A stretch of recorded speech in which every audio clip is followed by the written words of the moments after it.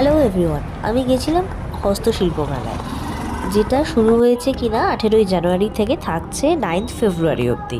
আর এবার তো location change হয়ে গেছে, জানোই, সিটি স্কোয়ার গ্রাউন্ডে হচ্ছে, সেন্ট্রাল মলের সামনেই, যে জায়গাটায় দুর্গাপুজো হয়, নিউটাউন সার্বজনীন দুর্গোৎসব, সেইখানেই হচ্ছে এবছরের মেলাটা। দুপুর 1টা থেকে রাত 8:30 অবধি মেলায় তোমরা যেতে পারবে। আর এবছরে আমি যেটা দেখলাম, যেটা আর কি সবাই বলছে ওখানকার লোকজনেরাই, যে লোকেশন চেঞ্জ হয়ে গিয়ে বিক্রি বাট্টা নাকি তেমন হচ্ছে না, মানে সেরকমভাবে নাকি প্রচার হয়নি এবার।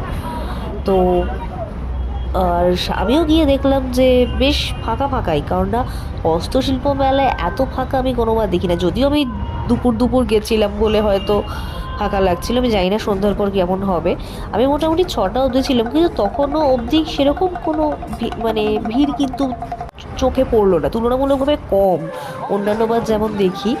আর দেখো, হস্তশিল্পের জিনিসের তো আলাদা করে কিছু বলার নেই, আমি সমস্তটাই তোমাদের সাথে ভিডিওতে শেয়ার করলাম। শর্ট ভিডিও দুটো পার্টে আসছে, কারণ একবারে আমি কিছু কভার করতে পারিনি, আর বড় ব্লগ তো চ্যানেলে আসছেই।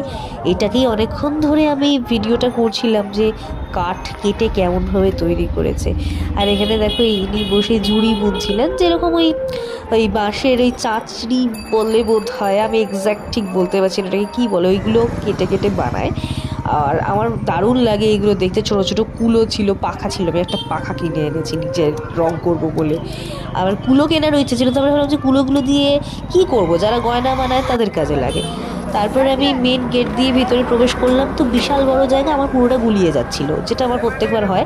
আমি সব জায়গা দিয়ে ওই গোল গোল করে ঘুরতে থাকি, তারপরে দেখি একই দোকানের সামনে এসে পড়ছি। এইখানে ডোকরার খুব সুন্দর সুন্দর জিনিস রয়েছে। মাসের শেষ বলে আমি কিছু কিনতে পারলাম না, আমার যাওয়াটাই অ্যাকচুয়ালি উচিত হয়নি মাসের শেষে।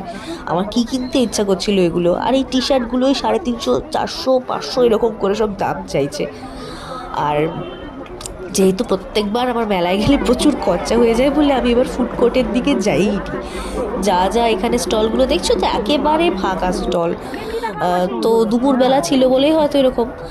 এখানে পিংলার পটচিত্র দেখতেই পাচ্ছ, সবই আর কি ঘুরিয়ে ফিরিয়ে একই টাইপের স্টল, প্রচুর প্রচুর একই দোকান রয়েছে সমস্ত জায়গা জুড়ে। একটু পরপর গিয়ে সব একই, ওটা সেকশন করা রয়েছে, মানে পটচিত্র যে সেকশনটা, ওখানে পরপর একই স্টল, জামা কাপড়ের পরপর একই স্টল, তারপরে এই ধরনের মূর্তিগুলোর একই স্টল, পরপর পরপর সব রয়েছে। এক একটা লাইন অনুযায়ী দেখতে দেখতে চলে যাবে, যা যা চাইছে সমস্ত কিছু পেয়ে যাবে।